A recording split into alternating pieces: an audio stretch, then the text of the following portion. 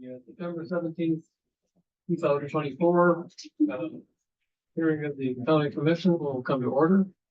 We'll begin with the pledge of allegiance. I pledge allegiance to the flag of the United States of America and to the republic for which it stands, one nation, under God, indivisible, with liberty and justice for all.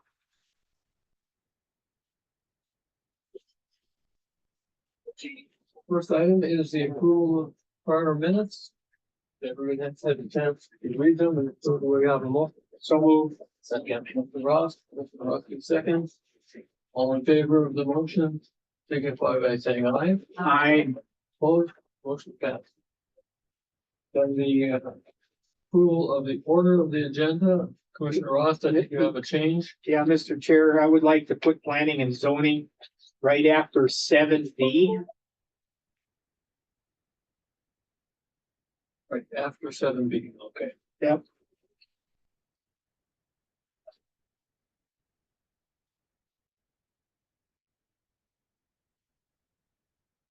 A motion to add them there?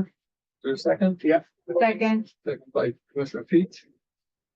And Commissioner Hagan, I see you're on, right? Maybe again, but I see he's on the screen, so all commissioners are present for the meeting. We say that at the beginning. And so, all in favor of the motion to add planning and zoning at after 7B, signify by saying aye. Aye. Opposed? Passed. Then, the consent agenda itself, we have bills, employee status changes, something else? Just the one addition to the bills Oh, yeah. that I passed out has to be included with the motion that's made to Okay, approve the Project Ultra grant, federal grant dollars okay, was expended. all right. So that'll run with the bills. So in addition to the things listed on the consent agenda, that also includes overtime and the August financial report. We have one item that did not make it into the packet. And it's the Brown Sky Research LLC. Yep. Bill, is that what Yeah, it is? it's for the Project Ultra that's going on Yeah. at Grand Sky. True, okay. So that's three. And it's federal, it's a federal grant.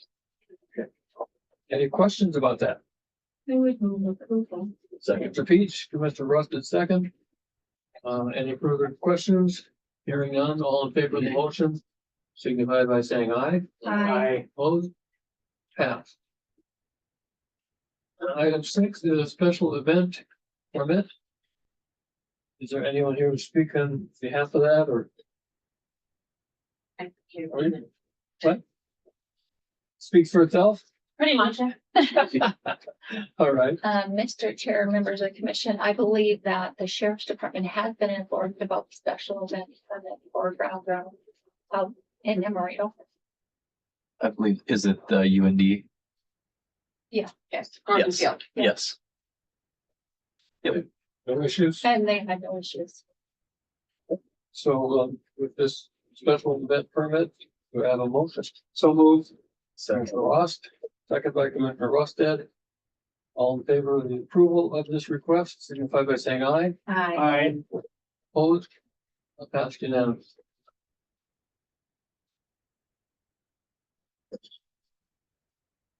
So let's move on to the final budget here. Mr. Chairman, members of the commission, you should all have a packet that says 2025 Grand Forks County budget. That's what I'm gonna go through. You also have a 2025 budget book on your desk, and that's everything that was scanned. It has the levy calculation, the budget booklet, the cash estimates, the cash balances, and every line item for revenue and expenditures are in this book. So I will go through this. Good. There are two factors involved in property taxes: taxable valuation, which has been completed through the Board of Equalizations that we've already had, the township to city, the county to state. So the values are approved. Now it's time for the budget. The value of a mill in 2025 was $394,096. The value in 2024 was $373,984 for a difference of $20,112, a 5.38% increase over the prior year. Our 2025 general fund budget was $31,317,021. Last year was $28,751,763, or an increase of $2.5 million, or an 8.9% increase.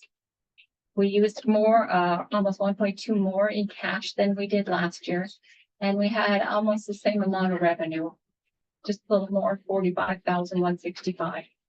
Our net levy then was 19,178,319 for 2025. And for 2024 is 17,856,34, or a 7.41% increase. Our mills in 2024 were 47.75. If you take that times the increase per mill of 20,112, you get 960,271. That's an increase in valuation.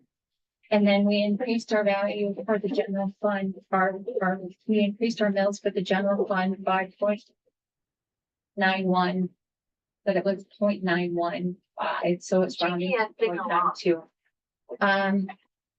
That's 362,000. You add back to the 960, and it's the $1.3 million increase. Where did the $2.5 million increase in the general fund come from? It came from 10 correctional center officers for 6 months. We're converting a half-time position to a full-time correctional center officer for 2 months or 6 months. Reclassification of the officer to purple for 6 months.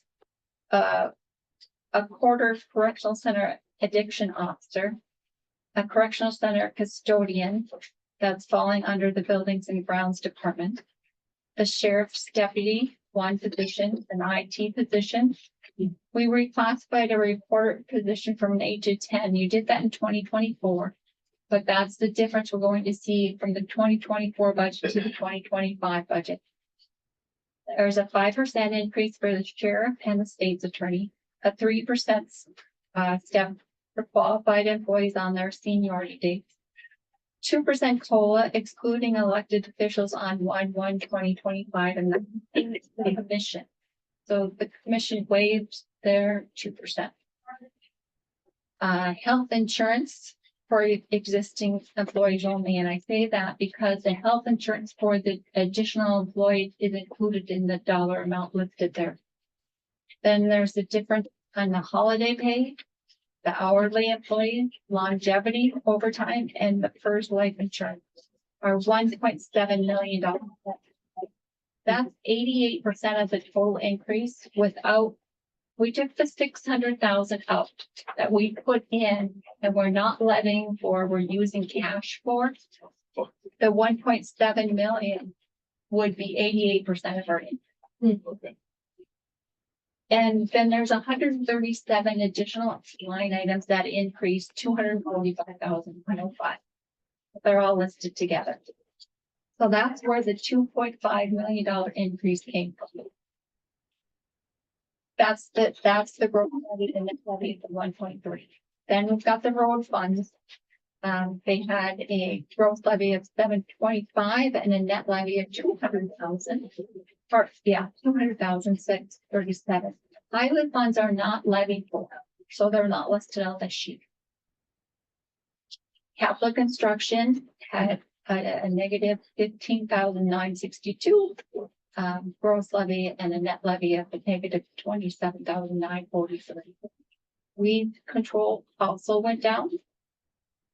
Then all the additional special levies are listed there.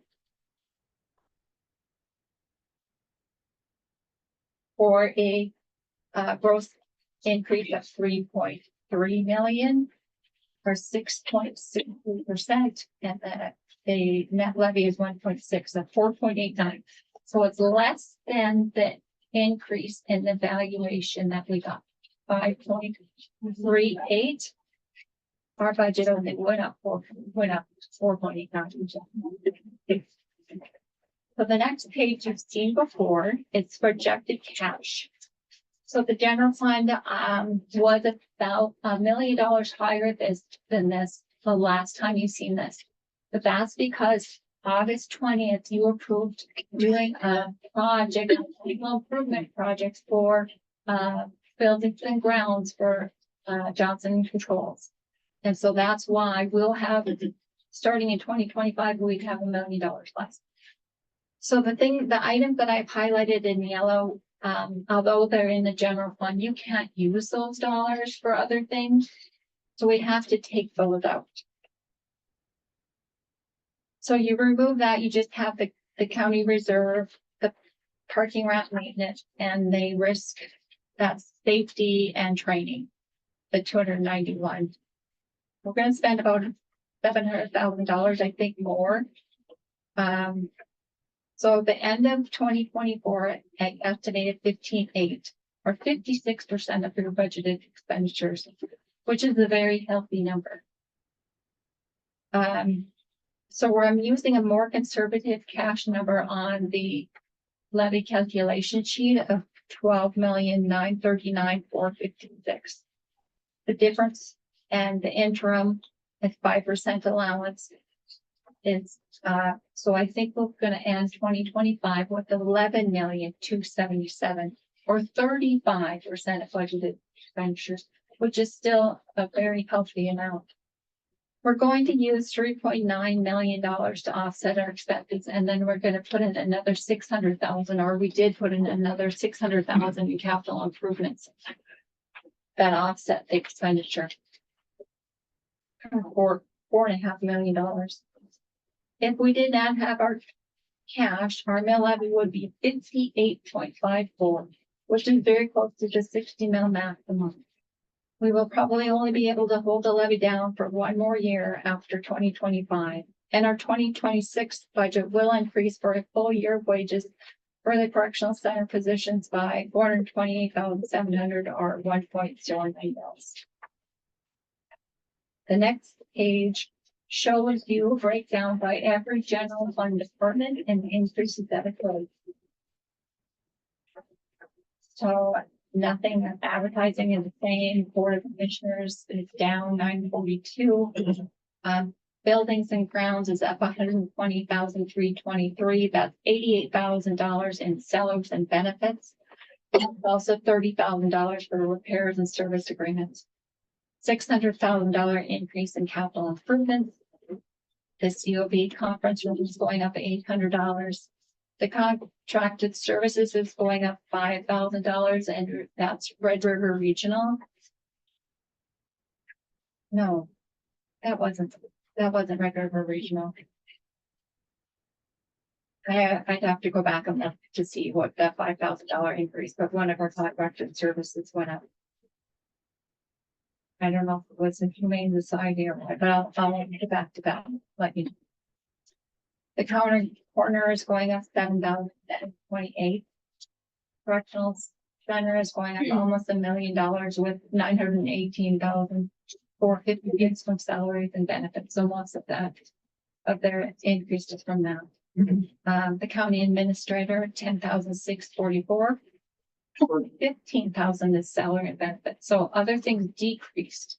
Although salaries increased 15,000, his overall increase is only 10,000. County fairs going down 2,000, county membership 130. Election, it's a non-election year in 2025, it's going down to 11. Emergency management is going up 22,900 with 20,200 salary and benefits. Rest is or 2,700. They increased their photocopy line item.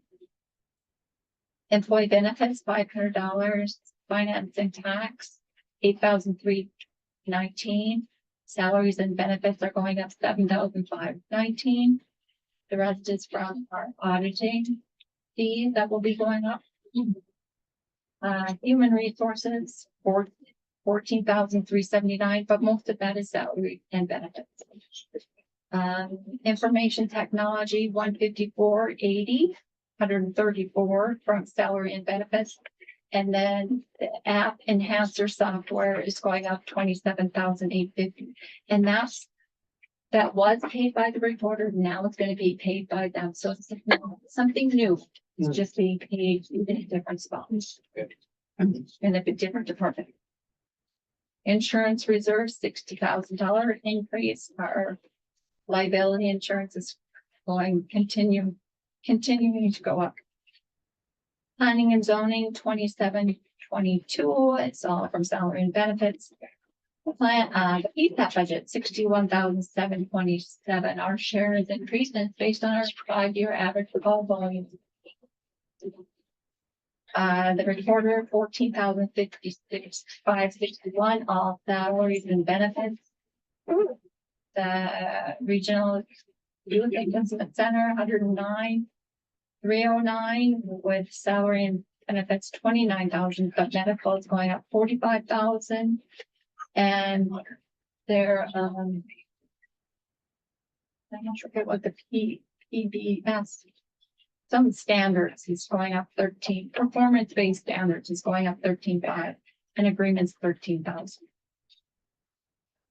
No increase in sexually dangerous. Sheriff is going up 472,792, 354,997 from salary and benefits, $75,000 for a vehicle, and 16,900 for a service agreement. They have about $16,800 that's offset by revenue. That's not joint. That's their contracted services, Ground Sky, Lenore, and their Vision Zero coordinator. State's attorney, all of their increases from salaries and benefits, 131,000. Superintendent in schools, 150,000. They also, anytime that we're given a COLA, they get a COLA too. That's what it is. Tax equalization is going down 13,878. They are long-term employee retired. And replaced with some of that doesn't have all of that experience. Utilities 9,600, and there's our increase 2 point. Almost a couple more things. The parking ramp maintenance went up $1,500, and contract leasing is $1,500. So all the things listed below in the general fund, we don't levy for, so they're completely offset with revenue. But that's where our $2.5 million went. The next page shows you a graph of everything we've got with each department. Who is our largest department? If that's the correctional center in blue there. And then it's the sheriff, and then it's the state's attorney, and then that's the youth assessment center, and capital improvements, and buildings and grounds, and so forth. You know, it's even there. Next page shows you the capital. What was that? That's a good, helpful chart. Then we have the capital improvement request. The top portion shows you the requests that they're highlighted in yellow that have already been approved for 2020. We have reduced those. That's 409,500. And the total we have now in capital improvements is 1.6 million. So when you approve the budget today, you are not approving these projects. So you will do that at a later date, early in 2021.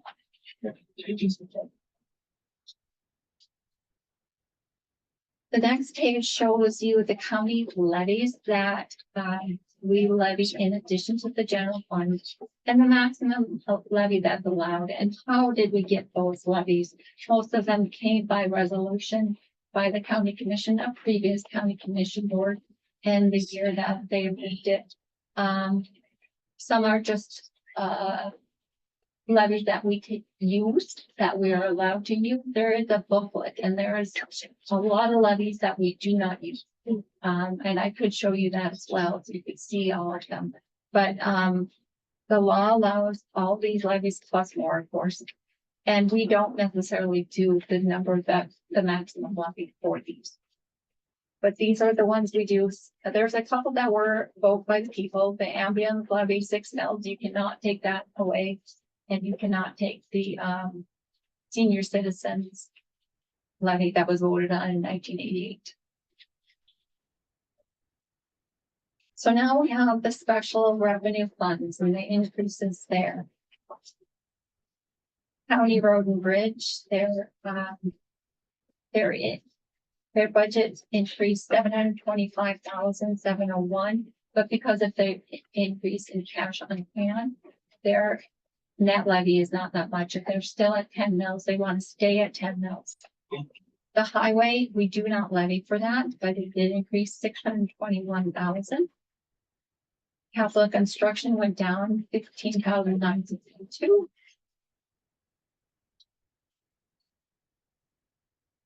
And I have a note here that in 2024, we didn't budget for the construction costs. In 2025, we did. Now, it didn't cost us anything in our levy, but we did budget for it. So you will see increase in the budget for that. The weed board decreased 1598. Their travel went up 2586. Their cost allocation decreased 3514. Historical Society and the senior citizens increased based on the valuation increasing. The emergency fund went down 100,000. And that's dictated by us. If we're going to levy for the emergency fund, and I'll talk a little bit more about the emergency fund and what we can do with that. The veterans went up 10,315, but their salaries and benefits were 17,812. So that tells you that something else went down because their benefits or their increase was only 10,000. Economic development went up 26,000. $25,000 was for regional, Red River Regional, and 1,000 for Northwood. NDSU extension went down almost 100,000. Cost allocation, the amount that we charged them went down 129. So other things went up, but their cost allocation went down. City, county health, public health went up 30,913 or 28,982 in salaries. State and Garrison, their increase is based on the valuation. The water board went up 25,000. The library went up 24,585. Red River Joint went up 40,435. And the ambulance went up 127.50 based on the valuation of milk. They always get 6 mils. The airport went down 2 mils, so that's a decrease of 130. And the soil went up 10. So that's $1.3 million increase. And there I talk about what the cost allocation is. An indirect cost allocation plan distributes allocable overhead cost of service, central services to grantee programs. Central service departments are generally general fund departments that provide services to other governmental entities. Example of central service functions include information, finance and tax, human resources, county administration, information technology, buildings and grounds, and state's attorney. So those costs are true costs of every department that we apply that to. And you could see it went down this year. It's a study that's done by the state, by Abacus, it's who they hired to do it. So it's not done locally, and it's done actually for the human service zone, and we use it for our business as well. The next page shows you the balance in the emergency fund of $1.6 million right now. If you turn to the next page, here's the law that governs the emergency fund. If we have more than what 5 mils would generate, and that would be almost $2 million, we are not allowed to levy. But we are allowed to levy up to 2 mils as long as we're less than that. So we're at 1.6 mils. That is 4.818 mils. We're gonna levy this year another 0.24 mils. And that'll give us a 94,369. If we don't use this emergency fund, we'll be at 1.7. So we are still within, but I think it's a good idea to keep our funding.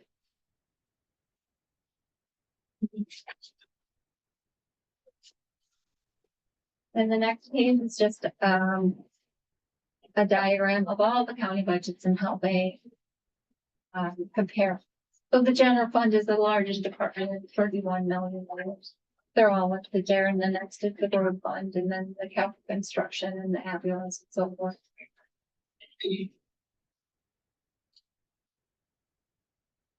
The next page shows you the revenue. 74% of our revenue that the county collects is from property taxes. 12% is from other revenue, and I have listed some of them below. And then the state 14%, and federal doesn't even show if it's a percentage, it's so low.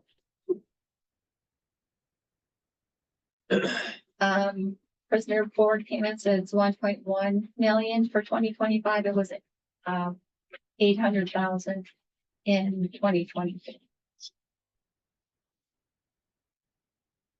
So the next page, I have a little bit of good news. The health insurance that we have put in the budget as 10%. We were told last week it's going to be 6.1%. So that would be a saving for the general fund of $102,325. I've got the additional positions listed separately, and then $95,000 for all others. The other department that is not in the general fund that would save money is the highway department, $10,000, but that does not increase our levy for them. We'll keep their levy at 10, and we can use the 10 from somewhere else. So on the next page shows you the levy calculation with that $102,000 savings in the health insurance. If you did that, your mill would drop to 91.57. So we were at 91.91. This would bring it down to 91.57 if you approve this 34,694 and $2. The next page shows you the mill levy and where it's been at for the last since 2009, estimated at 88.66. That does not include the state levies, state garrison and soil, but it includes the Wheaton Airport. And so you can see what it's done over the years, the jet. So that's the total levy, not the general, the total levy. The next page is the property tax statement.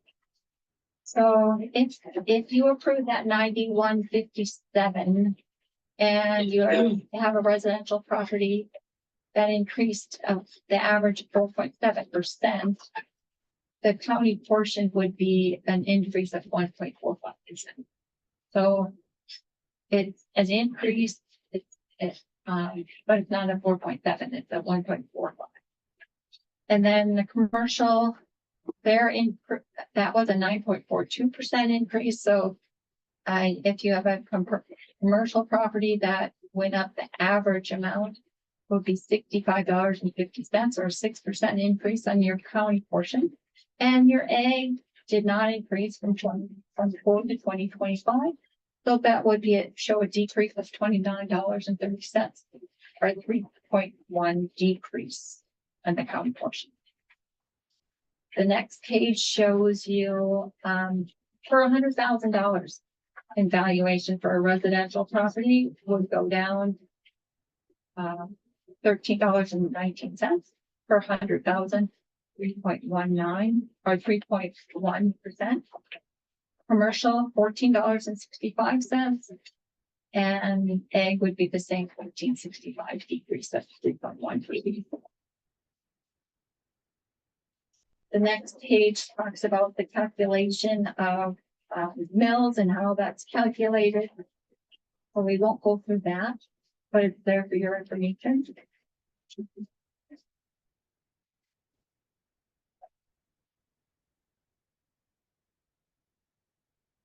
And the last page is if there was anybody from the public that would like to make comment concerning the 2025 Grand Forks County budget, they could do so at this time. And we're only taking questions about the budget, not the ballot. Okay. Are there any questions from the public about the budget? Anyone on Zoom who has a question? Hearing none.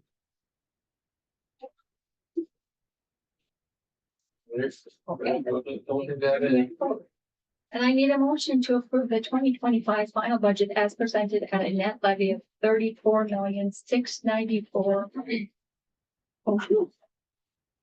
Mr. Chair. Mr. Chair, Mr. Rustin? there's just a few things that I'm comfortable with.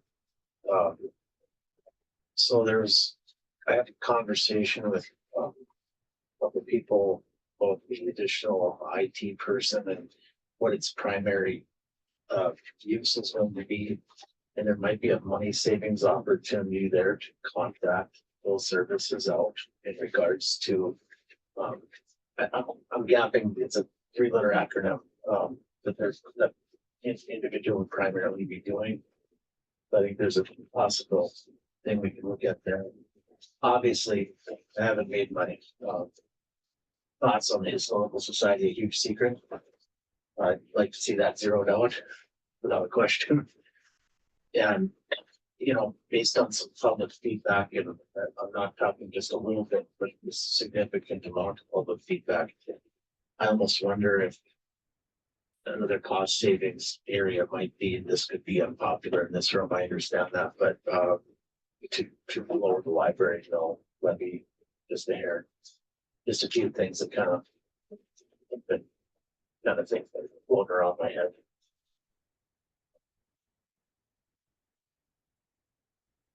Well. What specific? You have to point it somewhere in the budget as to what we should be thinking of. Maybe got, Well, and maybe that, we're talking about the library, is there an amount that, well, I think it's levied at 4 mills. I mean, that's a special levy if I'm not mistaken. So that would be a direct impact right back to the taxpayer. so you handed out, Mr. Chairman, yeah, go ahead. members of the board, the library levy is 1.95 mils, although they're allowed 4 mils. Oh. It's less than 4 mils. And so their request is $844,085, the budget.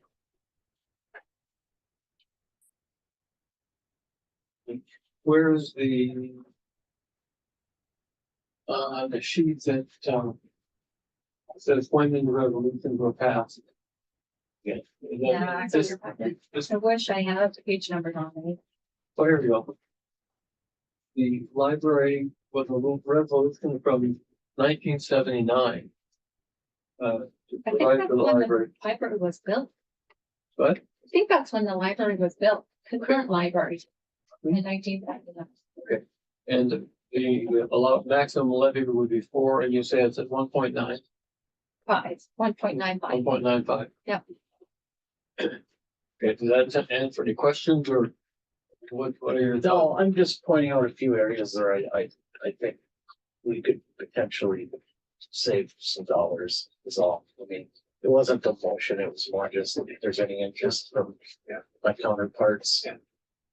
Specific, all the Historical Society, I'll put that in the form of motion. I move we stricken that from the budget.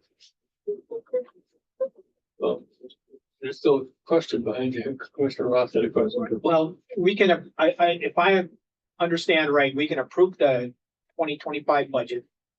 And we could still drop things off. By October, the first meeting in October, which is October 1st, you have to set your levy. So I can run tax bills. So Okay. even if you decide not to levy it, I mean, from today until October 1st, you could change your mind. But after that, you Okay, can't say, oh, if, because there will be a levy. Yeah. Yeah. And if you're going to levy, you'll have to. Wait for the levy. And the levy for the historical society is a 0.25 mil. It is, but, and that's for everybody. Okay. That's for Northwood, Larimore, Manville, Niagara, and Grand Forks. Oh, I see. So you could see on the side of the, I've got it up on the screen, but it's on the side of the, levy calculation worksheet. But Commissioner Rusted, are you intending to make a motion on the library portion? No, that was more informational. We're just food for thought, basically. Yeah, okay. Well, and the thing is, when we have these budget meetings, we can always require people who are receiving money from the county to come in and justify what they need and what they want. Some are needs, some are wants. And that's what we try to do. And maybe we need to plan better to have more meetings where people take a close look at their budgets. I think all the department heads are told to really watch what's going into their budget each year. And they know that if they get asking for too much, they're gonna. They'll be asked to come in to explain. What? They'll be asked to come in and That's right. explain. Right. So, they're all open for discussion, it seems to me, when we approach this each year. So, I have a question on one thing specifically for the, I think the emergency management. The $2,700 increase in photocopying, I know. It's not here right now, but they're I guess I don't know. buy a tablet maybe for $2,700 and No, I don't believe that. No, but I'm saying like $2,700, I know. photocopying, like, did she have like a reason? I guess I don't know. That seems excessive, but I just don't know what is being used for that $2,700 to just find out now and not know what it is. That's right. And in that case, you could ask later and then deny that later.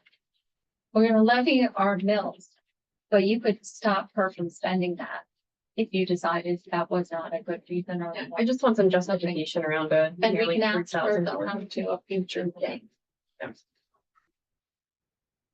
okay. Anything else that needs to be explained again? Kind of blows by pretty fast, even though we understand these things as she's talking about them, but then move on to the next page and it's, the information flies at us.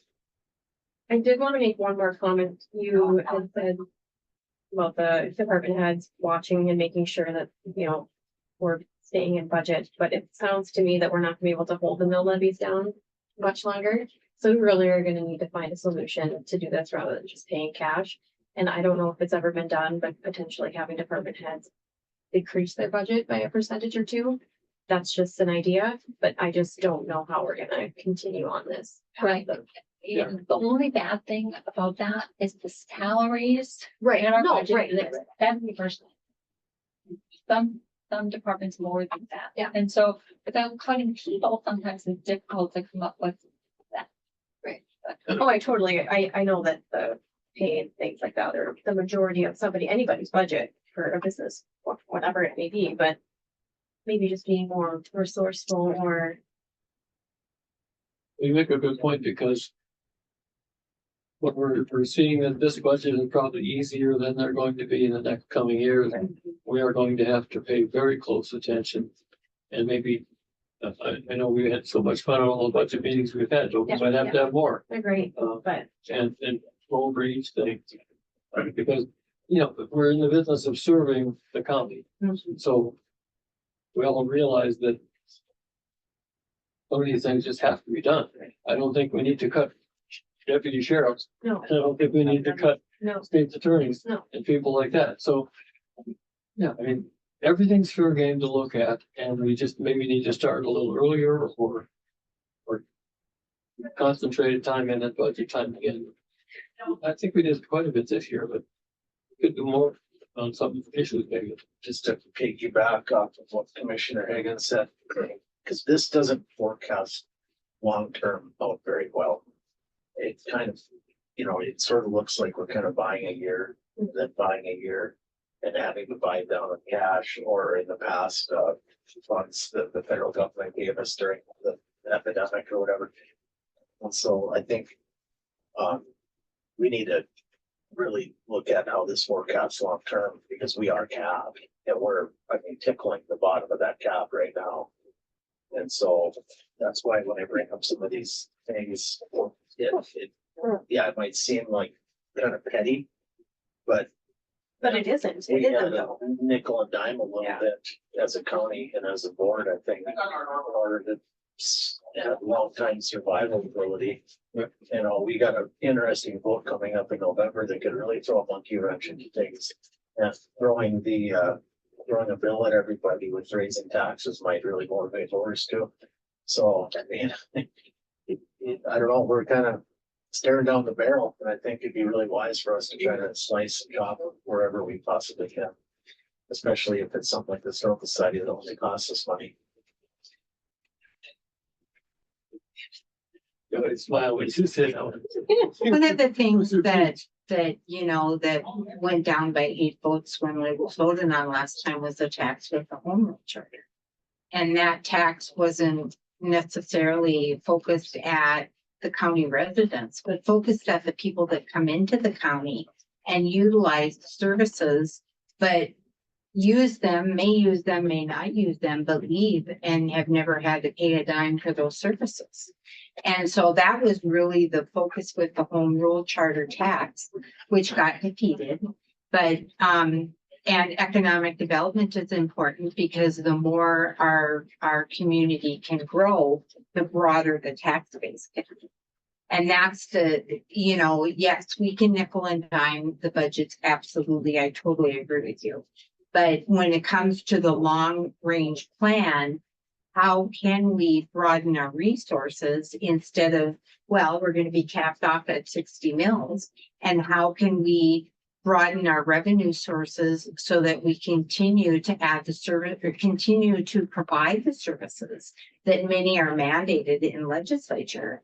And how can we afford to provide those resources to our county residents in a way that has a different revenue stream than just the revenue stream of the property owners, the farmers, and the people that live in the community. So that's one thing that is an ongoing discussion. Yes, sometimes economic development may or may not be supported, but it does usually broaden the tax base if it brings more people to a community. Well, So I guess that's one way to look at it. and the Grand Sky project, what, Mr. Ford or Debbie, wasn't it $2 million in property taxes from Grand Sky in 2023?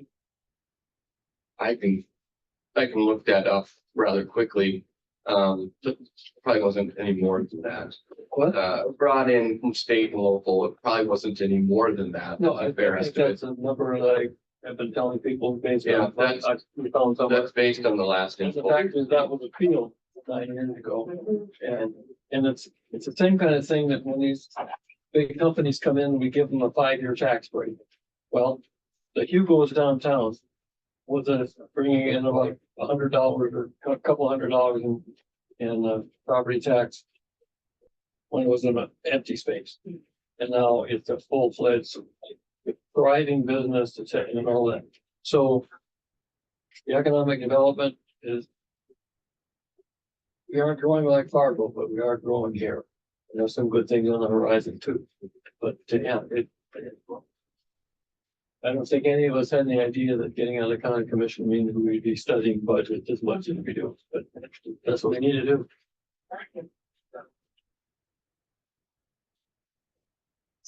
So Commissioner Braxton made a motion to remove the historical society. Oh, did you actually make that motion? Yeah, you did. Was there a second? Is there a second to that motion? Hearing none. I'll second. I didn't read the motion dies, but I can second this time. It's time. I'll be back. I'll be back. October 1st. Thank you, Arnold. First. All right, so we're back to, is there a motion to approve the 2025 budget? So moved, Commissioner Rusted, or Ross rather, Second, Commissioner Pete seconded. Any further discussions? All in favor of the motion signify by saying aye. I, aye. Opposed? Aye. Or 4-1 vote. Commissioner Rusted voted nay. Historical Society. All right. I know. Mr. Chairman, I have one more item is our service agreements. Okay.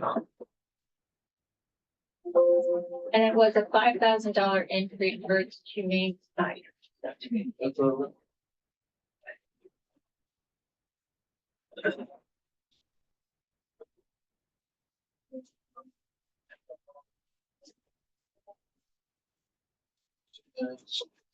Grand Forks,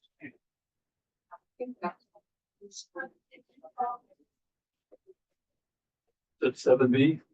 Yeah, 7B.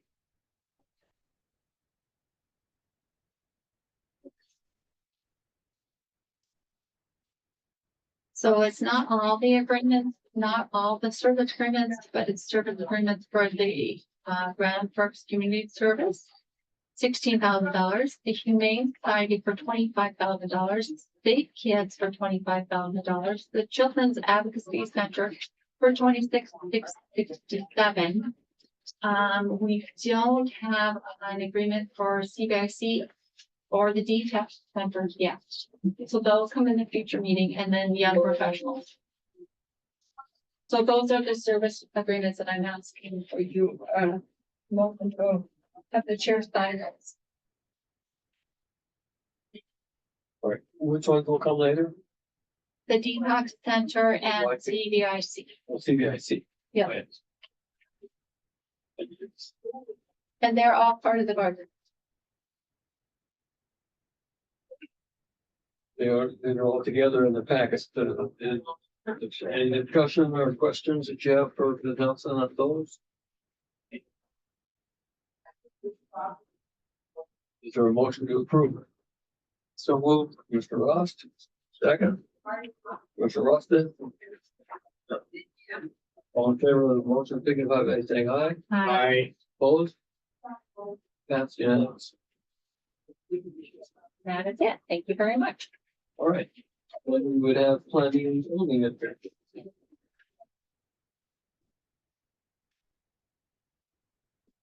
Chair, members of the commission, I have two short items for you today. The first is a variance application of Michael Bittner to construct a residential accessory structure 10 feet from the side yard lot line in section 35, Allendale Township.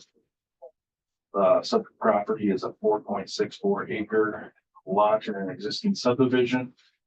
It's located near the intersection of 14th Street Northeast and 6th Avenue Northeast. City of Thompson located 1 mile to the northeast of the property. Property currently has a home and attached garage located on it. Surrounding land uses are ag lands and rural residences. It's located within a rural residential area according to the land use plan. The variance request does conform to the goals and policies of the land use plan. Under the zoning ordinance, it is in a rural residential single family. The side yard setback for structures is currently 25 feet. Mr. Bittner is proposing a 40 by 36 residential accessory structure on his lot. The attached aerial photo shows that the pink pie shape limits where the potential building sites could be. Further limiting it is the amount of floodplain shown in purple on the aerial photo and the primary and secondary septic system sites. Attached site plan shows the only viable site for the structure. However, would require a reduction to 10 foot for the side yard setback.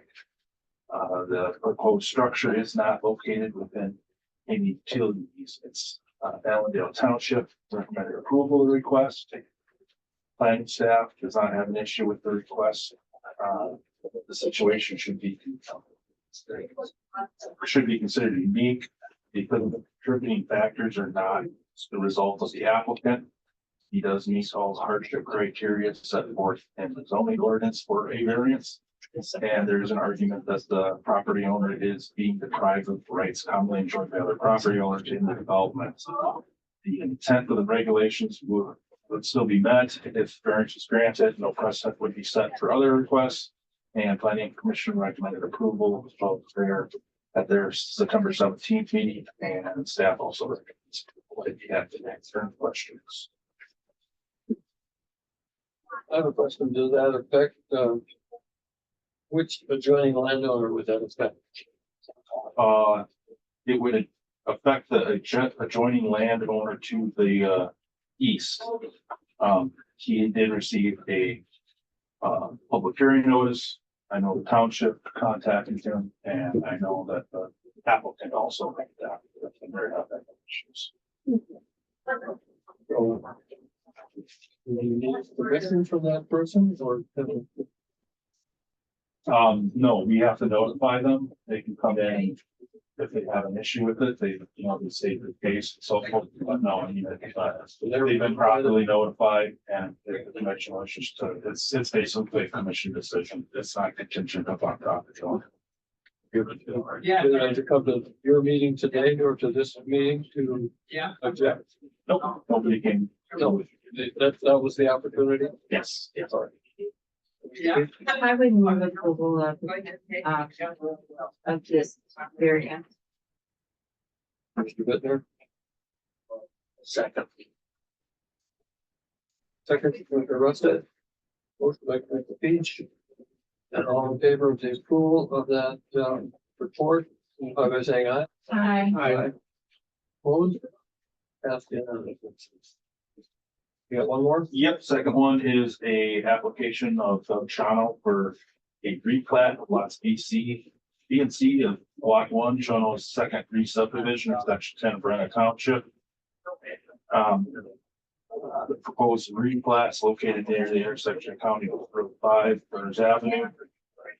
City of Grand Forks is located approximately 2 miles to the east. Lot B has a dwelling and 2 outbuildings located on it. Lot C is vacant.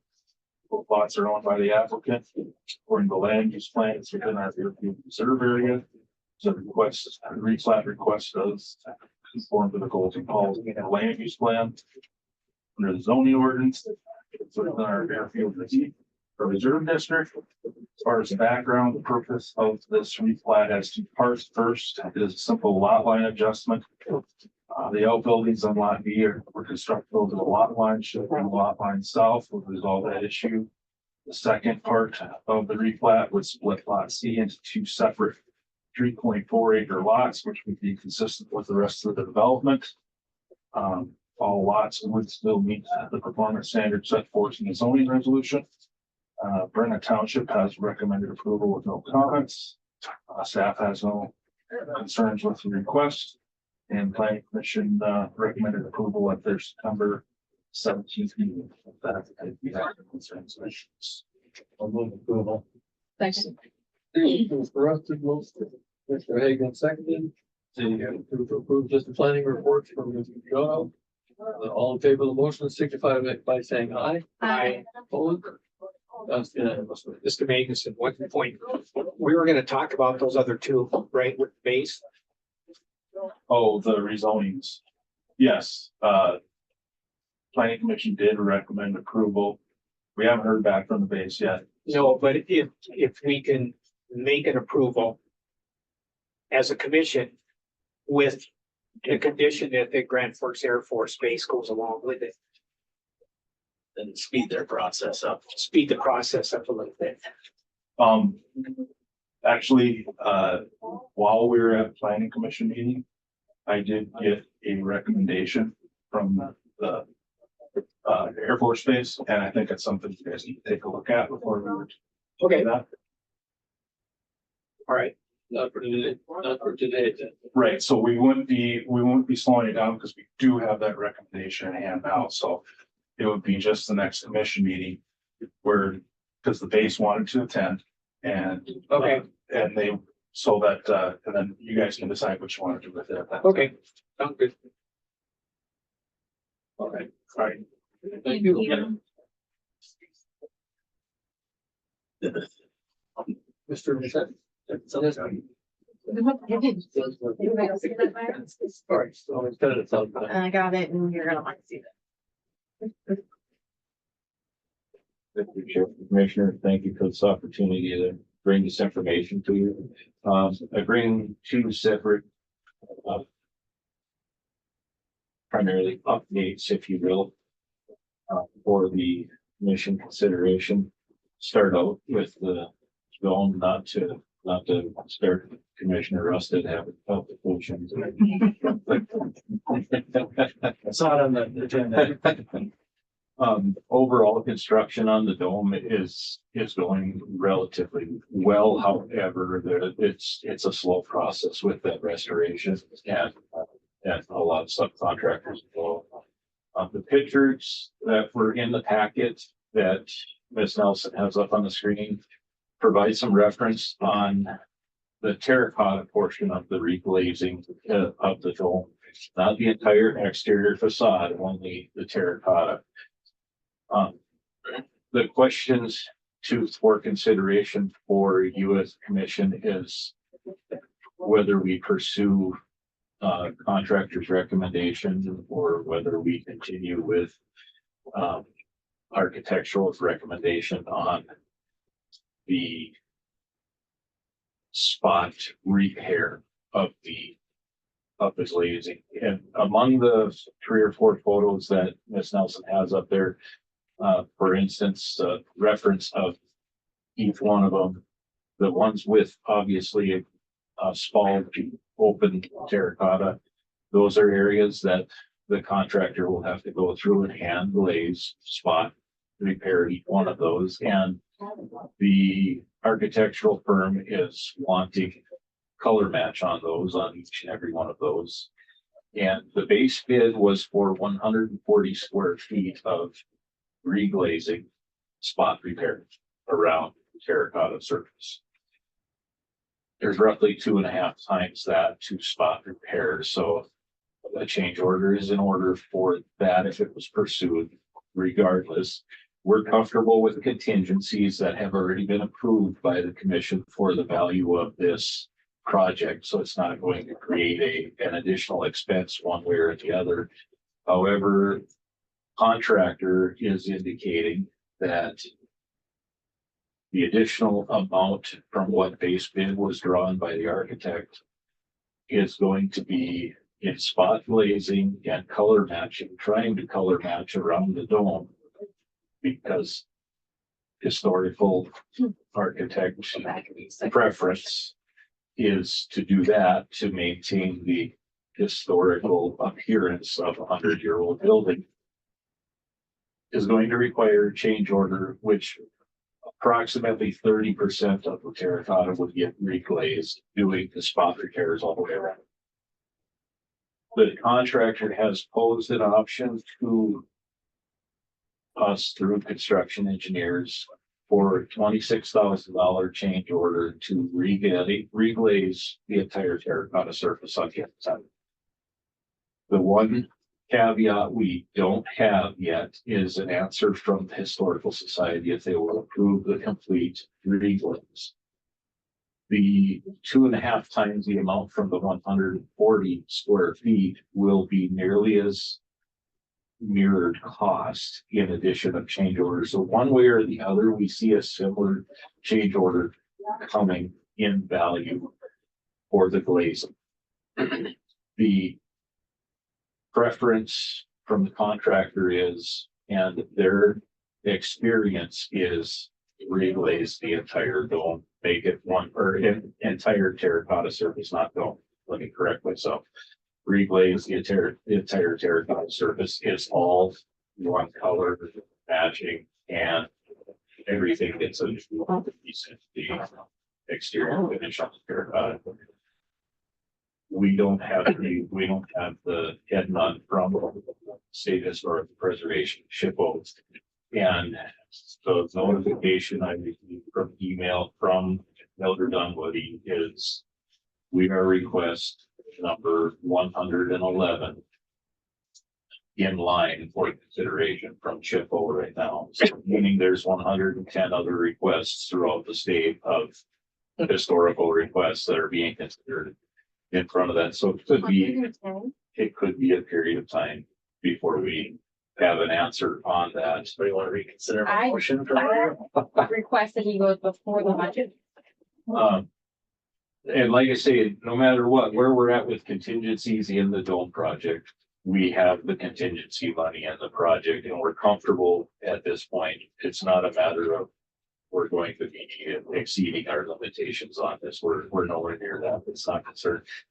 One other caveat I need to add to it for your consideration on this is early on in the project, the determination was made that the spalling and the degradation of the cement under the copper roof was so bad that it would either require either complete re-cement at a significant cost increase, which was posed as an alternative option is the entire radius of the copper covering that the copper attaches to now is going to be a multi-layer treated plywood covering. That's already been approved. And that comes with a credit of $32,000 from the original base bid. So we have an additional $32,000 there that we haven't touched on this dome project as of yet.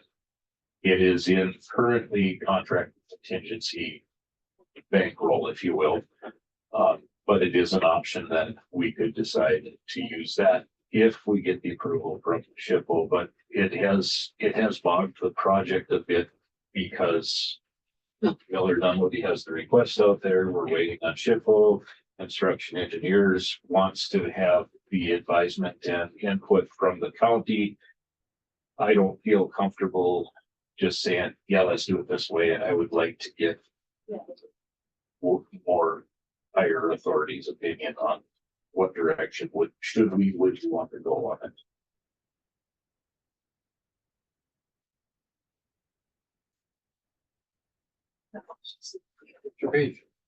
Is there a difference between whether they spot, glaze, obviously difference in color, but is there a difference in by doing glazing all the way around, it'll be the same color, but will it preserve the dome better with an entire glazing, or is just the color issue with the entire glazing? There is a bit of difference in opinion between architect and contractor. Mid-Continent Restoration being a masonry construction rehabilitator and builder says a complete reglaze is going to be better. Miller Dunwoody is saying that the benefits are going to be marginal, if any, and their preference would, they're obviously, we hired Miller Dunwoody because they are a historical preservation architect. They're obviously leaning towards the 100-year-old architectural preservation of the aesthetics on the outside of the building. So there's somewhat of a difference of opinion on whether or not there's any value achieved from the reglaze. The contractor says there would be. Miller Dunwoody says marginal opinion. Well, if we're gonna do it, let's do it right. Yeah. I mean, we spent a lot of money getting this dome up to standards and, you know, it was leaking and we had big issues, and if we're gonna do it, let's do it right. I would need approval on the entire glazing all the way around. Well, I don't think we decided yet. Yeah, just one comment. Okay, so contractor contingency has got an extra 30-some thousand dollars. 32,000 and 30. change. And if we glaze the Tarcarda all the way around, it's It's a $26,000 add, so we'd still be approximately 6,000 long in the credit. yeah, and And we wouldn't have to wait for the historical society to decide.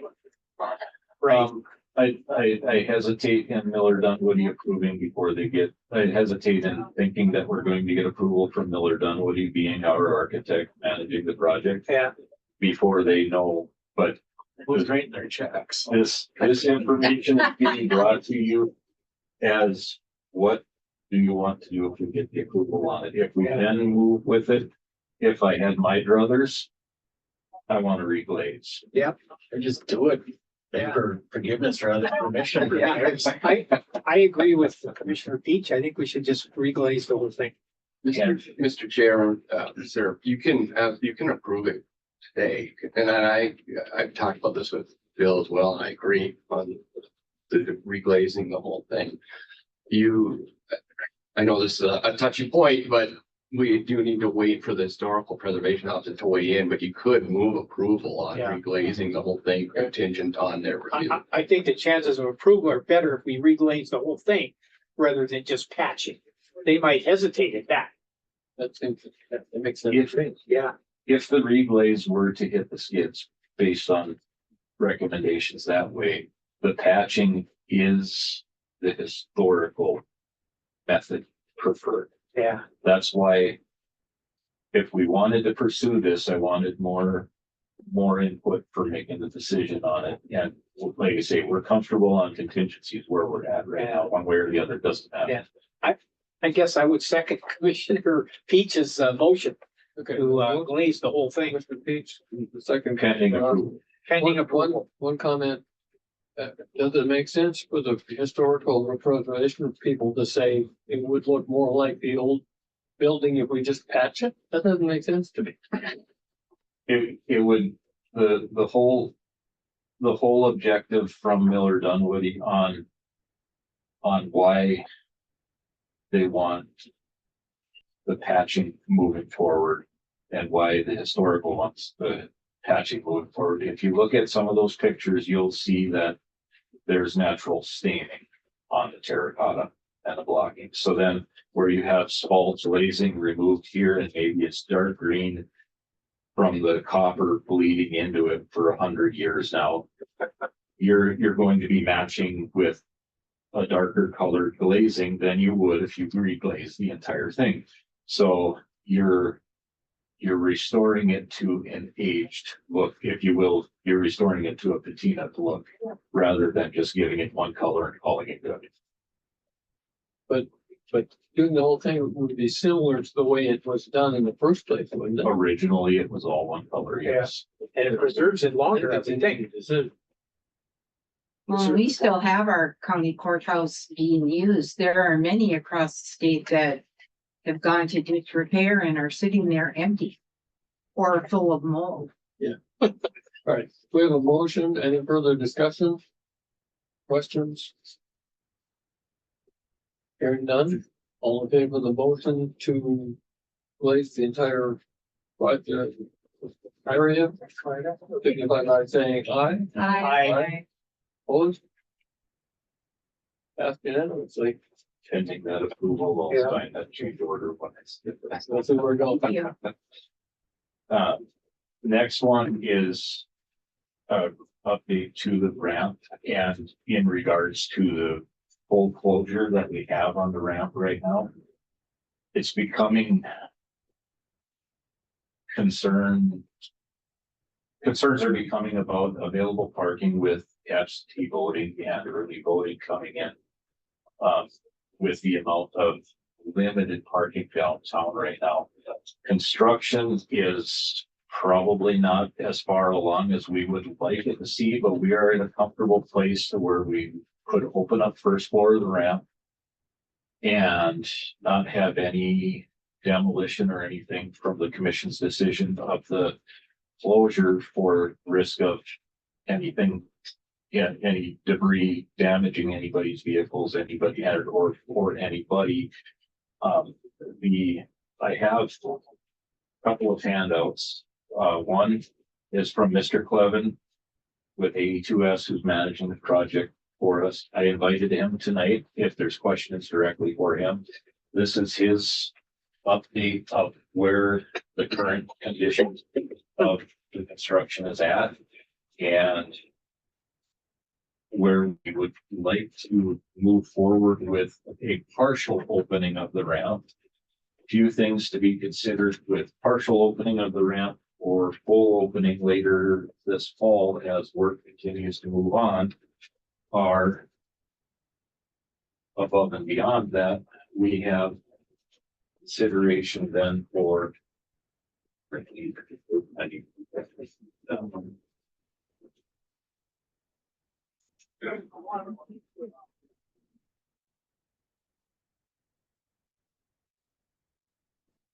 these didn't make your packet because I just simply didn't have for it. Yeah.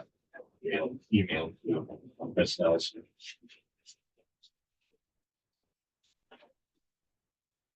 While you're doing that, how would it be opened up? All in temporary, short-term visiting type parking rather than employees?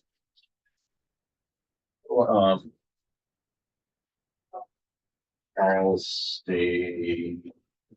That would be your decision as a commission, not my recommendation on it.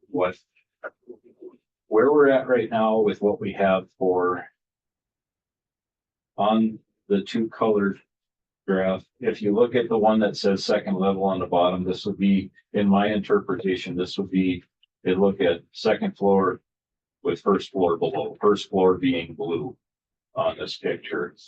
First floor of the ramp is what we want to open back up and leave a closure to the incline to second floor for construction work going forward. There will be no work proceeding if we were to open on the 23rd Monday. If we were to open that first floor of the ramp to whatever your approval would be for that and what access levels to your determination. It would restore our handicap parking back where it belongs, so we wouldn't be in short supply for handicap parking. And it gives us, I knew the count, and it slipped my mind now. It gives us roughly 80 spaces back available that are not available at all downtown right now. If we open it to where employees can park in there again, obviously it has to remain open parking, not assigned parking yet, because it's only first floor. The second page then indicates a graph of what a closure is going to look like on the second and third floor. You have orange, which would be then opened up on second and third floor. The green areas would still remain closed because at the expansion joint, which is the blue line in the center of the ramp, they will still be doing construction and demo on the third floor of the ramp, which would be falling to the second floor south of the expansion joint. We would want that. This opening would come at a later date than today's decision. Today's decision is to ask for first floor to be reopened so we can get some cars, some traffic back down there to whatever your determination is on that. But it's not going to be assigned to sole parking yet. We're not ready for that. And there's just too much left to do in there before they leave for the winter to restart next spring again. Next spring, I think controlled access where work is going on will be best practice rather than any complete closures or partial. We could do partial closures as I'm talking about right now in those areas next spring, whatever completion would be after that. If Mr. Clevin has an idea on what that completion date would be. In 25, In 25 for end of June. end of June, and they restore work again in April. But from this fall, once they leave for the fall, we have to make a determination at a later date, what's our ramp gonna look like for the remainder of the winter. Right now, we need to know if we can open up one, soften some of the parking burden in downtown and open up handicap as well as some 2 hours, so we have better access for the those short-term visitors, primarily as absentee voting is soon going to start happening here. Yeah. Bill, would that first floor then stay open all winter then? Yep. Okay, so So the only thing we need to decide would be that second floor and that would be at a later date. a later date. Yeah. And But even for the election, after the election's over, that first floor would remain all winter open. yeah, Okay. But not the ramp going up to the second floor, right? well, that yet this fall, and Mr. Clevin can probably add some input on where we would be Cause that's always been a When they- 2 hour area. when they leave for the winter. Yeah. As a construction crew, because it's concrete and it's coating and it's caulking. When they leave for the winter. The work to be done. Will be resumed. Now, when they leave for the winter, they have to leave the ramp in an accessible, usable condition. What is that opening going to look like to us from your direction? The direction was close the ramp entirely. We did that.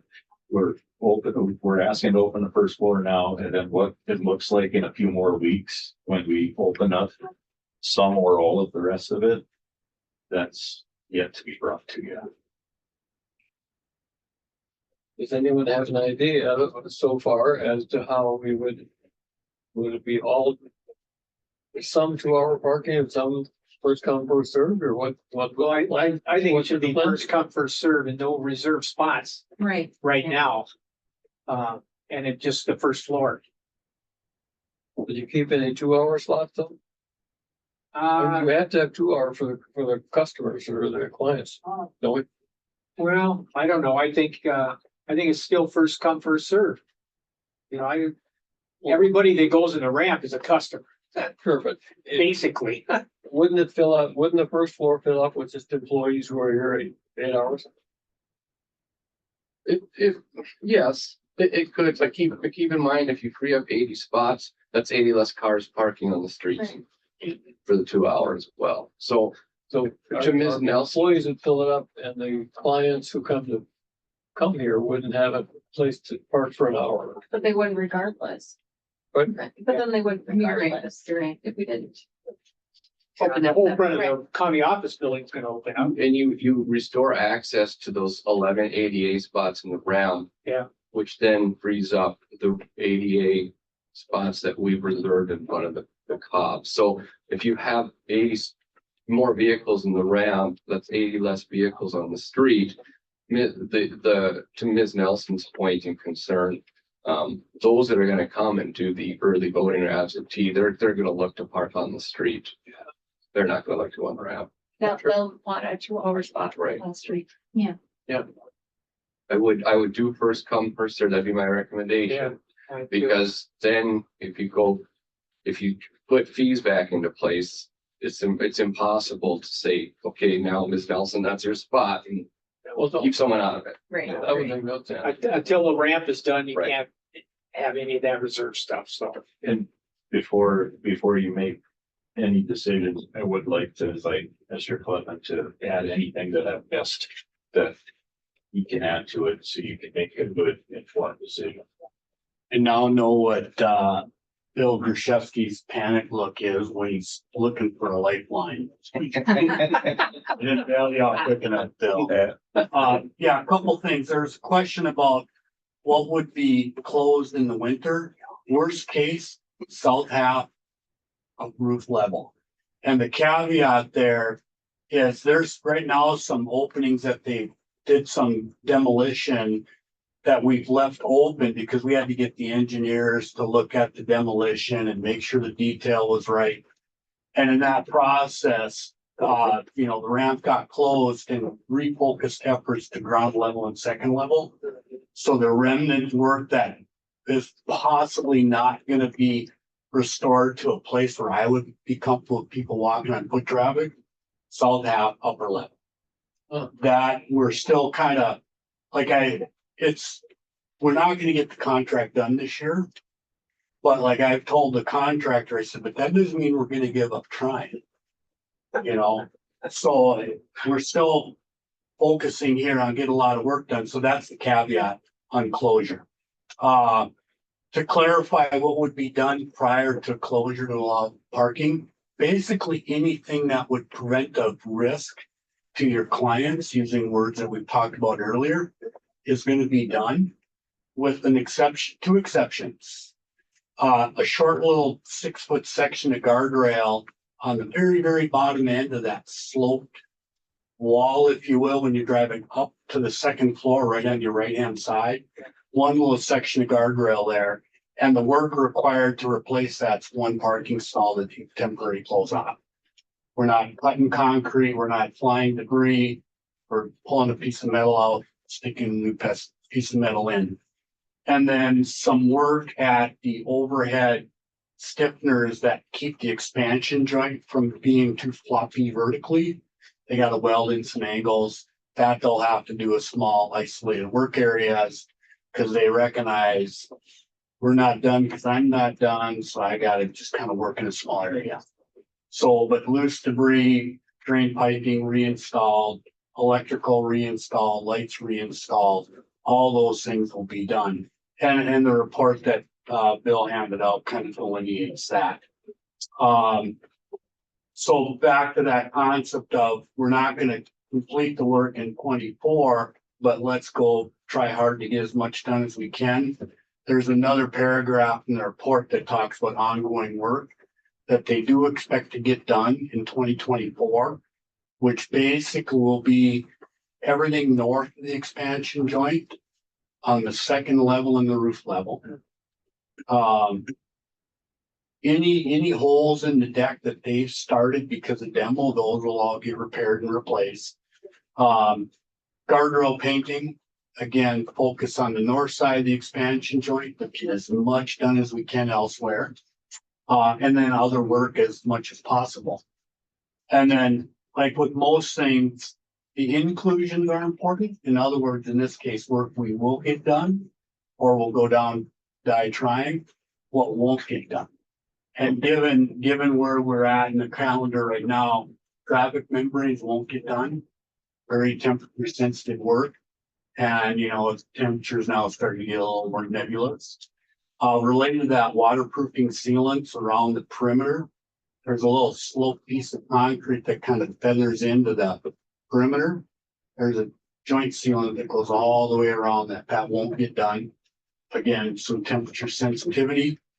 And any concrete restoration work not yet started, i.e. no new holes will be cut in the deck to implement repair methods.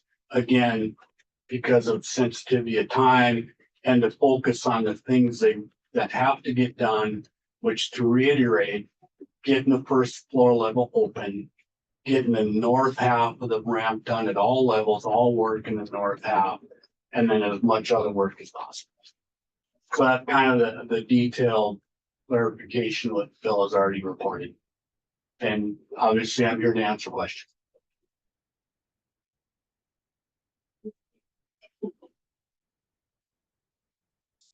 All right, thank you. Thank you. So you will need a motion to reopen the first floor, or they're able to make it available. Is that right? 9/23. What? September 23rd, it would be 23rd, the date. But then it'll be the whole first floor on that date. Correct. You make it specific. Yes. And then we can make a decision on the second floor at a later date. Based on how much work. Based on another update. Yeah, yes. You're a yes, so I would make that motion. Mr. Ross, Mr. Dickey seconded. All in favor of the motion, signify by saying aye. I, Opposed? Passed. So the motion is open the first floor. The first come, first served. First come, first served. That's part of the motion. They are just as a informative, they are working through this weekend. So initially I was trying to push for Friday the 20th. Let's get it open. So it's open for Monday the 23rd. Yeah. They're working through this weekend. So Monday morning, the 23rd, will be the notification that they get that the ramp will be open first level at 7 a.m. Thank you. We'll need the sheriff's department to manage traffic when everyone finds out. So, My high business. so at that point then, Bill, will you be pulling the handicap stuff off the, That will be gone on Monday morning. okay. All right, That will just return back to regular 2-hour parking. okay. Thank you. Thank you. All right. Okay, Mr. Burkhardt.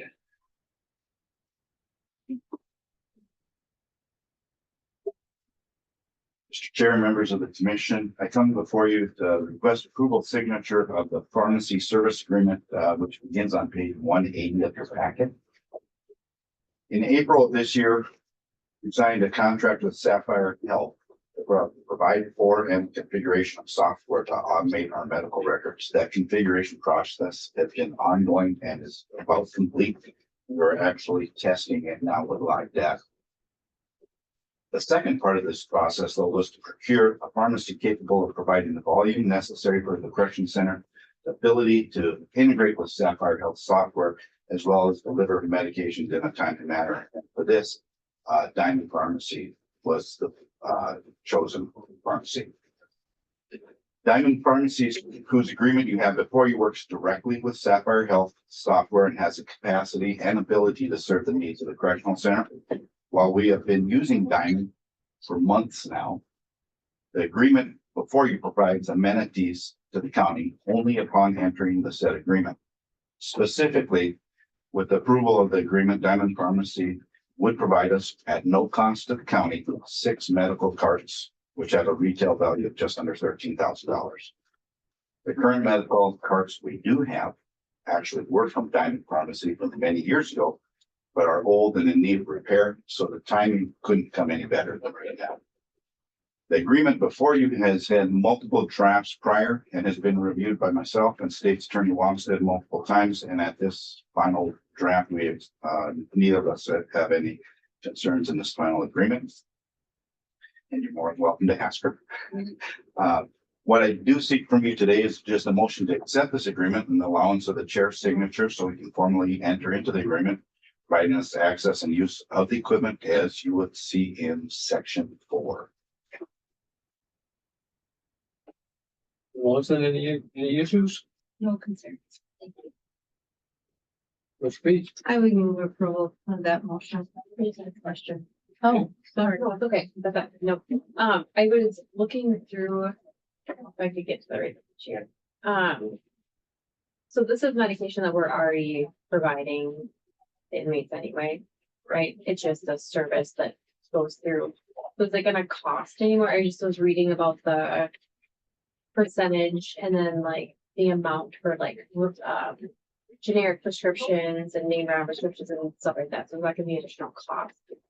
Commissioner Hagan, that's a really good question. I can't answer that completely and fully. What I can say is we were using Diamond years ago. We went back to Thrifty Drug. Mhm. Then some time ago, Thrifty does not want our business. They can't They can't. They can't deal with the volume. Too much, okay. They can't deal with the volume. Diamond's quote of different drugs, some are lower, some are higher. Yeah. It's just across the board. You just never know. And we never know how many of any particular drug we're going to have. I believe we should see a cost savings, but even more than the cost savings, what's important to me is the timeliness of the medications. No, that's, yeah, And there, as long as a medication is prescribed by 3 o'clock on a given day, we have it the next morning at 10 o'clock. that was. We have a motion, so move second, no? I need a second. Steve makes a motion, are you gonna second? All right. Motion and a second, all in favor of the approval? Signify by saying aye. Aye. Opposed? Passed unanimously. Thank you very much.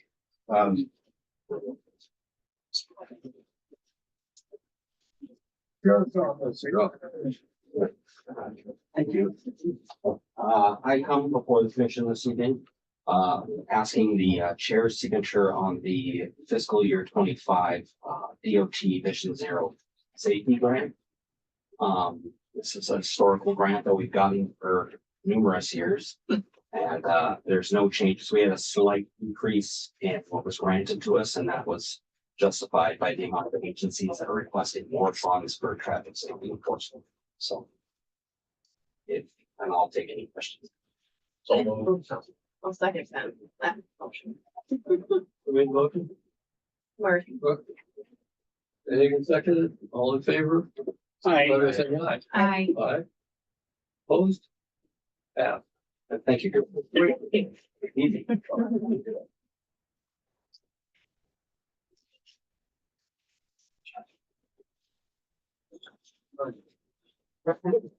The West, looking at your 5:31 next. All right, all in favor? Kidding. Couple tidbits for you. One request, salt shed is done. Looks great. Next month, we'll get our salt moved over from the DOT and start utilizing that. That went well. We had Strata do some patching and paving various places throughout the county. And one I want to bring up is 32nd Avenue, west of town at the railroad tracks, which was an awful rough crossing. It turned out amazing. And tomorrow they're paving the Northwood tracks, so that'll be open either later tomorrow or we might open it Thursday, but I'm thinking later tomorrow.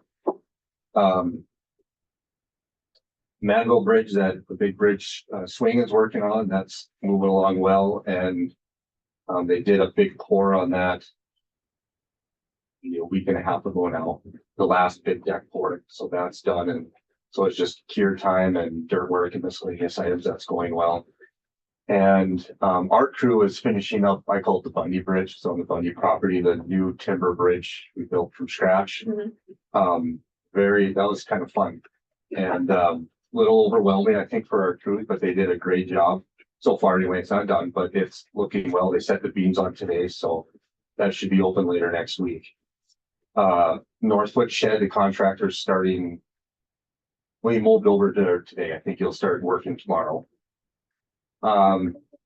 Prairie dog funds, if you follow that at all, but hopefully that's coming possible December, but it's probably looking more like first quarter of 2025. That's coming. So start thinking about where that maybe could go. Of course, I can come up with a list. That's usually not too hard, but it does need to be spent on highway, culverts, bridges, culvert pavement, where it needs to go, and we do have to report back to the state treasurer's office on that.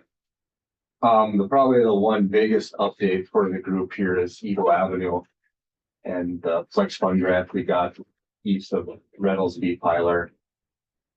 Supposed to be done September 14th. They haven't even started paving yet, so now they're telling me they're going to start paving October 7th.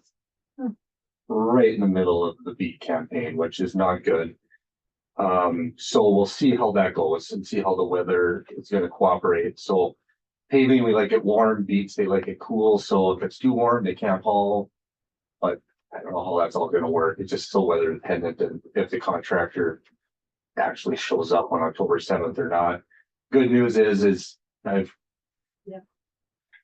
told Zavro we don't want paving during the beat haul. However, there's been some work behind the scenes that the farmers are like, we will do anything to get this thing paved. So they've more or less verbally committed. We're going to get in, we're going to do all of our fields right along that road, get them done, hopefully by October 7th. Weather permitting, of course. That way, then if they show up October 7th, we'll go lift somewhere else and they can do that job and get done this year. So the Ken Nesvig, Trail County Commissioner, put a lot of work into that. That's his district, and calling farmers and communicating that. I've tried to blast emails and text messages, updating everybody I can think of down there. So the word is being spread quite well, but it is frustrating. We can't make a contractor show up, but they will be in the liquidated damages, of course, but that's all we can do. So weather permitting, it should get done this year. Worst case scenario, it doesn't. And they'll do it next year. The money's still there, but then you start arguing over how liquidated damages, when you start, when you cut them off, when don't you? I'm really nervous about it. It can turn into a very stressful legal situation. But we'll just play it out and see what happens. That's all we can do. So. Any questions with that before we get to the formal request here? The one request I do have for the board today deals with spring load restrictions. Our department's done this for as long as anybody in our department knows.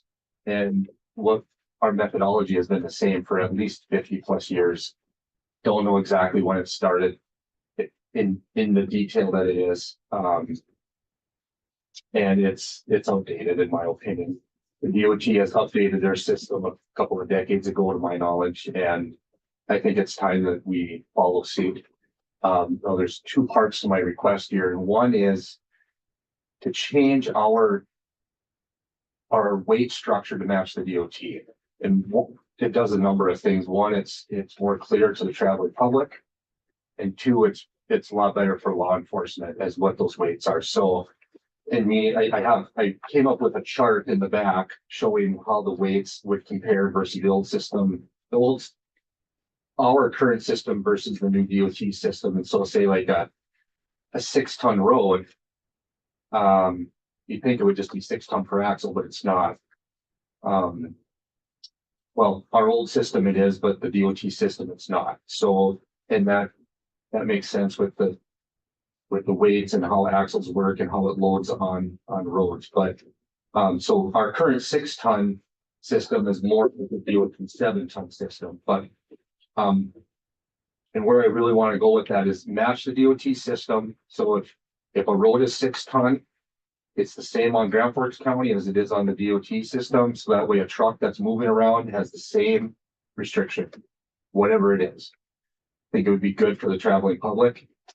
But on the flip side, we've done a lot of improving over the year. We've done a lot of overlays. I think the strength of our roads have improved through this time. And I think we need to look at our roads and what they should be, because maybe 6 tons not appropriate. Maybe they could be, and I say that with a big question mark because I don't know, could be a 7 or an 8-ton road. I'd like to, I know it's great work for me, but it's due. Come up with some kind of methodology to determine what they could be and relook at all of our roads. I know the DOT a number of years ago through the state legislature did some testing on all the roads through the Upper Great Plains Transportation Institute, that UGPTI group. They have the long range road needs program that they run, projecting out road needs for the state legislature. They have some data there that could be used. Plus we have historic records of how thick the asphalt is and things like that. I think we could kind of merge together some of that technologies and come up with something. This is kind of a piggyback off of the Northdale, modification we made to spring limits this spring. So that is my request. So moved. Second. Motion. Hagan, second. Are there any further questions or further discussion? I think it's a good idea. Hearing none, all in favor of the motion, signify by saying aye. Aye. Opposed? Passed unanimously. Thank you. The one tidbit I forgot to mention with this is it's gonna cost us money, so we gotta buy all new signs. Oh, really? So, yeah. It's not in our sign budget, but we can absorb it in the overall scheme of things, but I'm gonna spitball 10 grand for all new signs. It's 2 pallets of signs, but It's gonna make it better though. it needs to be done. Yeah. And that's a drop in the bucket compared to the impact it has on the public when they come home. So, All right. Did you need a motion for the? Did you need, it says that you needed 2 motions. We did do the other one to allow the methodology to update the restrictions or report back to. I don't know if I need that, if I need a motion on that. or not. I just- Okay. Okay, Wanted to double check, so you didn't. yeah, thank you. I didn't know, so that's why I had it on there. Thank you. Okay, Mr. Board. Thank you, Mr. Chair, members of the commission. I have just a few minor things come to light for commission. First, I had sent an email to Chair Engen and Commissioner Rusted. The Fair Board is planning to apply for a state historical preservation grant to help with improving or making necessary improvements to the grandstand. The irony's not lost on me, sir. And so it's our property. Therefore, the Fair Board needs the county to sign an assurance document because some of this will be federal funding. And the Fair Board at this time is not asking the county for any funds.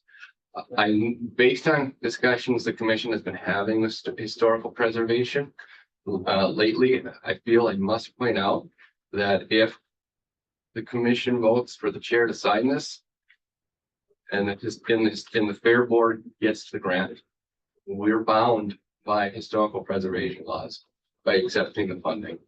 So I thought I might, maybe should make that clear before you make your decision. What do you think we should do, Mark? In order for the Fair Board to apply, they need the county to sign this. And this is the same program Ms. Leon briefed the Admin Services Committee or invited process. I might have misunderstood the email, so that if they don't get that grant, they're not bound by the. That may be right. You're correct. If they don't get the grant, then it's a moot point.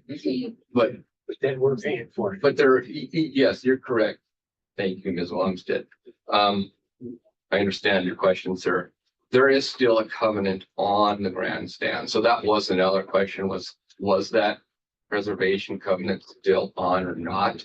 We did get an answer that yes, it still applies to the grandstand. So I think it drops off in 2032.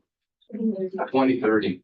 But again, sign this document, the Fair Board gets the grant. You're again agreeing to the Whatever the preservation. historical society said, so it could be 3 times as much. Fun. Isn't it a horse apiece though, because of the covenant? Don't they still get to give us an unfunded mandate on how, yeah, it's to be completed? It could, yes, in theory, yes. The question I have in that's not answered is if the Fair Board gets the additional funding, does that extend our covenant? But we don't want that. The entire pot of money is 150,000 and each political subdivision can get up to 50,000. So that's another detail. So the grant wouldn't fund all the repairs in Mr. Cleven's report, but it helps. Why don't we table it till we find out if it's gonna extend their unfunded mandate abilities? And then even if we have to do a quick. What does it? Friday, What does it do? The deadline is October. It's in a couple of weeks. It's like, I want to say October 1st. It's that first week of October. we can always do one of those. We'll be in the first. Is that sufficient time to decide it? That's a good question for the Fair Board's grant writer. Okay. Will you repeat your question? You just asked, what was your question, just now? Well, if we punt it today to October 1, will that be time for people to get their Oh. facts together and make an appropriate decision? I was just thinking if we got the answer to that question, we could call one of those real quickie special meetings and zoom in and. You know what I mean? Like we've done in the past on items that have come up kind of quick. Could do that. With Zoom in, They had to see if it would extend the life of the. Yeah. Now, the Fair Board is pushing for this, obviously. They need the funds. Correct. They would, if they secured the funds, it would go towards the cost of rehabbing the grandstands. So right now, to Commissioner Rusted's point, with the covenant, the county at the end of the day owns the property, right? So the county, when we received historical preservations in the past, and I say we, I mean the county, agreed to upkeeping the grandstands. That also means you have to keep them in a state of repair. You have to make necessary improvements. You can't sell them. You can't destroy them. You can't get rid of them without Historical Preservation Offices say so.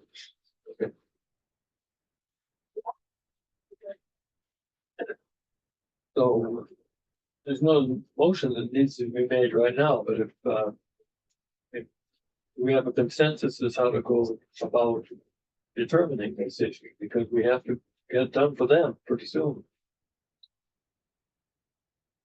How long do you think it would take to find out if this is an automatic extension of their powers? I'll call the director tomorrow morning. We could probably vote on it the following day or even tomorrow. I mean, I'm fine with that. Yeah. I just haven't had my inquiry responded through email, so I'll just call them up. Okay, if that's the commission's way. And this would be a short meeting by Zoom, perhaps, within the next few days. Anyone object to that approach? I don't think we need a motion with that. No. Okay. All right. Consensus. A lot of hands like. Yes or no? Next item, I'll move quickly. In 2022, the county commission approved capital improvement dollars to partition off in sections of Fifth Floor North. And actually through the doors, and it was to be security doors to divide some controlled access on that space after the northeast vacated. As we continue to move forward, we actually put it on pause until we wanted to know exactly what we were going to do with that space. Now that CVIC is moving in, we know what's happening. So it's been requested that we continue on with this project. So I'm going to bring that to the commission in 2 weeks, because obviously we need updated numbers. And of course, that was 2022 capital improvements and 2024. So it'll be a commission decision, but just letting you all know that it's been requested that we revisit it now, and I'll bring it back in 2 weeks with some updated. And then an update on the sheriff's office RFP that's out. I caused a little bit of confusion yesterday. I apologize, but all RFP related questions were due yesterday, and bids will be due at 12 p.m. on September 24th. So it's coming up quickly. That's all I have. All right. Ms. Watson? Thank you, Mr. Chair, members of the board. I just have one item that's just informational for the board. It's I think great news that I'm pretty excited about. A few weeks ago, Sheriff Schneider and I were contacted by U.S. Attorney Max Schneider for the District of North Dakota. And he visited with us about the Violence Against Women Reauthorization Act that was passed by Congress. And that act requires the Attorney General for the United States to designate 75 jurisdictions across the country that would be focus areas to address gun violence and intimate partner violence cases. And the federal government selected Grand Forks as the jurisdiction for the District of North Dakota. And so I just kind of wanted to update all of you on that. I think it's a really great thing for our jurisdiction. What it means for us is that we'll have some more federal resources to utilize in some of these cases in the investigations and the prosecution of those cases. Specifically for our office, what it might mean is one of our attorneys might be designated as a special United States attorney, so that when we have a case that we're prosecuting and that offender may have a violation of federal law, we can utilize that in the prosecution of our case and potentially have that person indicted if appropriate under federal law. It also opens the door for additional training opportunities for our attorneys and kind of extra collaboration with the federal government on some of these cases. So I think it's a big win for our jurisdiction in prosecuting these cases, and I'm really looking forward to it. And I know Sheriff Schneider's also been visiting with the federal authorities as well. So I think overall it should be good for our jurisdiction. Good. That's all I have. So did you also have a reauthorization of actually? That's what that was. Yep. That's. It stemmed from Congress's We'll take reauthorization. action. It's just FYI. Yep. All right. Committee reports, any for each? The Human Service Zone Advisory Board met, prior to this meeting. The zone is pretty much full staff. They have one CPS worker position open, so that is good. They've been doing some soft testing about where they're at with the, caseload management, and the state wants to see them at 95%, and they're about at 95% or 90%. So that is good. They talked a little bit about children in foster care, and there are about 45 children that are awaiting adoption in foster care. Many of them are already placed with families that will be adopting them, but that's very good news to see as well. LIHEAP has dropped some of their standards so that more people, when you had a propane fence or a furnace or a gas furnace, you'd only get funding for the propane or the gas, but you need electricity to run the furnace. And so now they can use, they can help pay for some electrical costs as well. So they have kind of dropped some of the criteria with LIHEAP, so it's a little bit easier to get. And things are going well. EBT across the state this year had 35,372 cards distributed to $4,244,000 going for children so they could access food during the summer. So that's a statewide number. So that's good to hear too. I think that's about it. Oh, there's a hydrant contest going on, and the Human Service Zone, the hydrants are over by University Park, the university neighborhood, and the one that the zone has is fingerprints of kids that are in foster care, and of course they had to wear gloves to put the fingerprints on because it's oil-based paint. But right now they're in the lead for the vote, so they're all excited about. Hopefully they'll get that vote. So I think that's all I have to All right, report. Mr. Hagan. I don't have any updates on my portfolio specifically, but I did have a thought that came up from the city council meeting last night. If anybody's interested. I know that Mr. Ford has been doing the archaic payroll, updating what is the RFP, right, that you're doing? Yes, I'm wondering if we can look at the pay scale that the city council has made some adjustments to their pay scale for their employees. I've always thought it was odd that we cap people at a certain dollar amount, so the people that have been here for the longest are only hoping on a prayer for a COLA. So I know it wouldn't cost us anything, right? Just to look into seeing if there'd be some other opportunities or ideas, right? I mean. Yeah, Commissioner Hagan, it's good timing, so I think we could roll it all into one. So if we're already gonna review payroll and time reporting, if the commission wants to take a look at it, we could roll it all into one and look at the options and see what's out there, what the cost could wind up being. And or Human Resources would bring that back to the commission to make a decision on what to do next. That's something that everyone would be okay with looking into.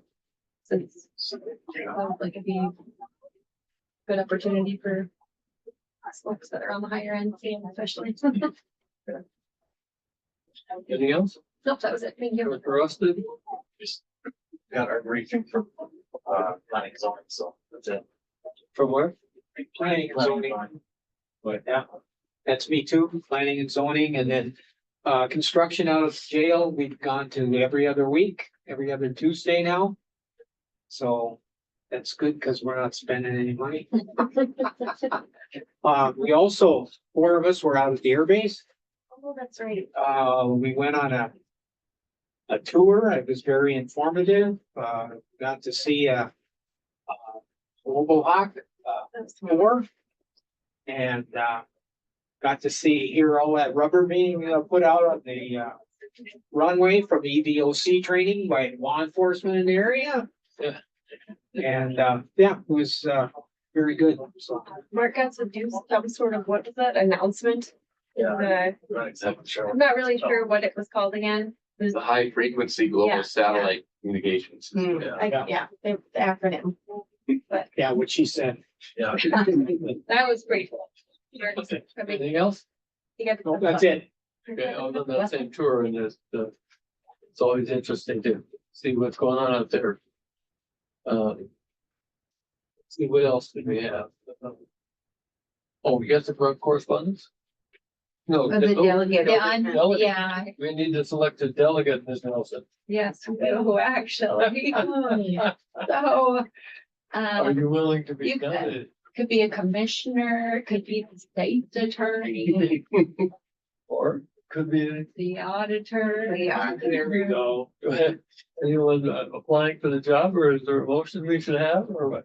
I moved that Debbie down. All right, second. Ms. Nelson. Thank you so much, Debbie. All right, With no the second. discussion. I was the second.